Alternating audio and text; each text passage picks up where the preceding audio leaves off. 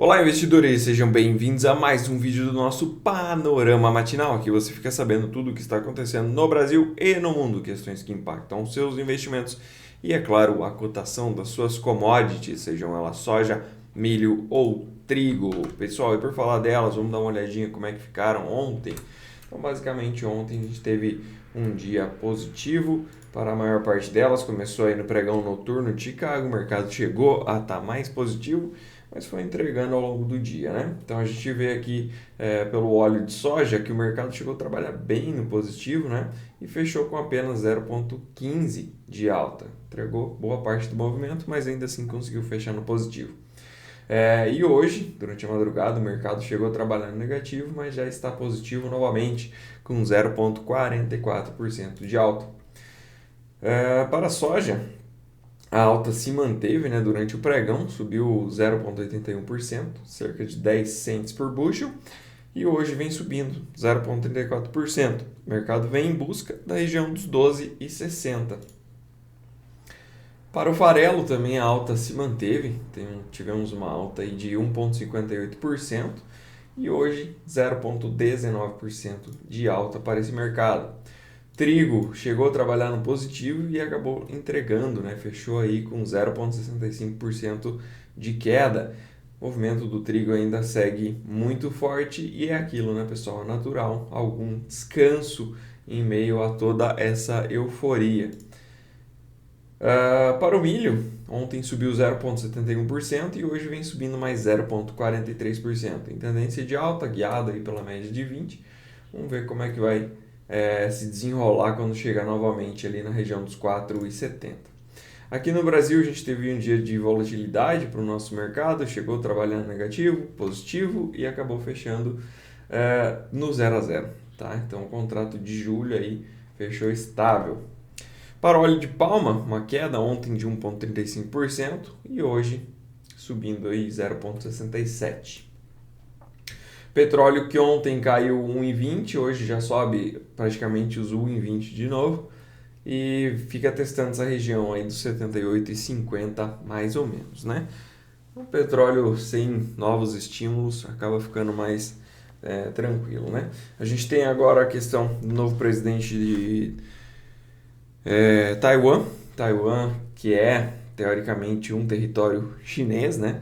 Mas esse presidente ele já é mais separatista, dizendo que realmente Taiwan é um território independente. Isso pode apimentar as coisas no cenário internacional. E lembrando que Taiwan é uma região realmente muito crítica, onde muitos geopolíticos dizem que pode ser o estopim para uma possível terceira guerra mundial. Tá? Então Taiwan é uma região muito sensível mesmo, tem interesse do lado do Ocidente e também interesse do lado do Oriente. Né? Basicamente, a China não quer abrir mão desse território e os Estados Unidos também tem muito interesse lá devido a questões de produção tecnológica que eles têm lá e acabam entregando para os Estados Unidos. Né? Taiwan também tem alguns problemas energéticos e caso venha para uma guerra é muito fácil de isolar aquela região, seja por mar, seja por ar, né? Mas, enfim, é um ponto crítico aí na geopolítica mundial. Isso pode apimentar as coisas e colocar um pouco mais de sabor aqui no nosso petróleo. Minério de ferro subiu ontem e hoje vem fazendo um movimento de queda, 0,59% de alta ontem e hoje vem caindo 0,76%. Pessoal, esse gráfico que a gente olha aqui não é o mesmo que a gente acompanha na outra tela, tá? Aquele minério de ferro lá, ele é de Dalian, só que é muito ruim de pegar os gráficos daquela região da Ásia. Então a gente acaba olhando esse aqui. Segue o mesmo movimento, só não segue a mesma intensidade, tá? O dólar contra as moedas de países desenvolvidos subiu 0,28 ontem e hoje vem caindo 0,14%. Aqui no Brasil, a gente teve alta para o dólar, subiu 0,6%, enquanto a nossa bolsa caía vertiginosamente, né? Então a gente vê que o Ibovespa caiu 1,38%. Alguns dizem que é por conta da ata do Fed, que veio mais truncada, dizendo que a perspectiva para corte de juros ela realmente é jogada mais lá para frente, porque a inflação ainda não cedeu. Mas, sinceramente, isso está em manchete de todos os portais de investimentos, de notícias. Vocês vão ver que a bolsa aqui caiu por conta disso. Porém, é muito difícil de acreditar nessa narrativa porque não mudou nada, tá, pessoal? Isso é o que vem sendo dito faz muito tempo. Todos os discursos dos membros do FONC, do Fed, falam sobre isso. Então, assim, a ata não trouxe nada de novo. Nada mesmo. Enfim, é um movimento realmente mais pesando aqui, ainda difícil de acreditar ele algum tipo de notícia aqui dentro do Brasil, mas aparentemente não é uma questão internacional e sim algum problema mais interno aqui do Brasil, né? Até estava pensando se tinha alguma relação com a aprovação do PERSE pelo Lula, mas ainda é cedo talvez para acreditar isso a algum tipo de notícia, né? Mas posso dizer para vocês que sobre a ata do Fed é ser leviano demais, tá? S&P 500, inclusive, né? Se a ata fosse tão terrível assim, a gente teria visto os Estados Unidos cair, né? E os Estados Unidos ficou ali, poxa, estável, 0,39% de 0,29% de queda, e a Nasdaq fechou no 0 a 0. A gente também teve publicação de dados da Nvidia, tá? E a Nvidia, mais uma vez, surpreendeu, lucro estratosférico, coisa fina mesmo. Inclusive aqui não mostra ainda a negociação, porque saiu com o pregão de lá fechado, né? Mas no aftermarket ela estava subindo 5%, tá? Então dados realmente muito bons aí de Nvidia e também um guidance, ou seja, projeções para o futuro bem interessantes para a empresa, para ela continuar crescendo, e a parte de inteligência artificial ela vem muito forte mesmo e cada vez ganha mais e mais espaço e atenção. A Nvidia está despontando na frente dos demais concorrentes e tende a se consolidar fortemente mesmo neste mercado, ficando aí como líder, né, de mercado. Inclusive a Nvidia no mapa futuro aqui a gente tem 7,21% de alta, tá? Então, a princípio, para os Estados Unidos, a gente deve ver um dia de alta nos futuros lá. Aqui, só para vocês terem uma ideia, como fechou ontem, né, o mercado brasileiro. Então, basicamente, aí Petrobras no campo positivo, mesmo com petróleo caindo. E o resto aí desabando, né?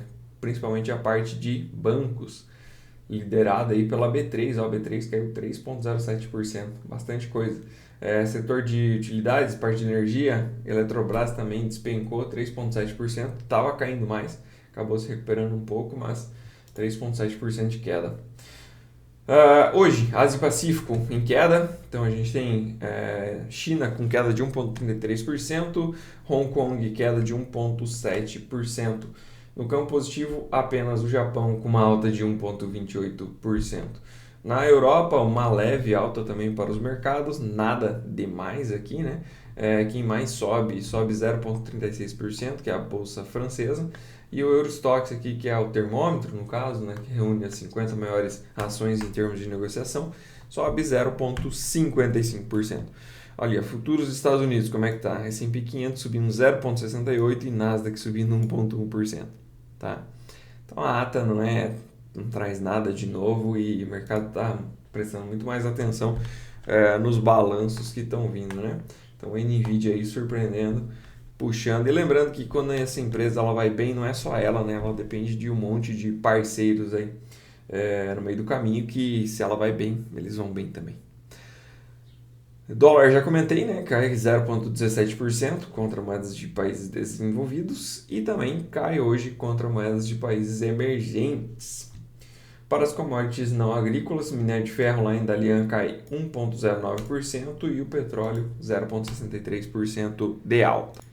Na parte de agenda, pessoal, a gente tem aqui uma reunião no Brasil, 9 horas da manhã, do Conselho Monetário Nacional, que reúne aí algumas figuras importantes, né, como o presidente atual do Banco Central, Roberto Campos Neto, e também temos o Haddad e temos a Simone Tebet. Basicamente, aqui se reúnem para discutir o futuro das taxas de juros, né?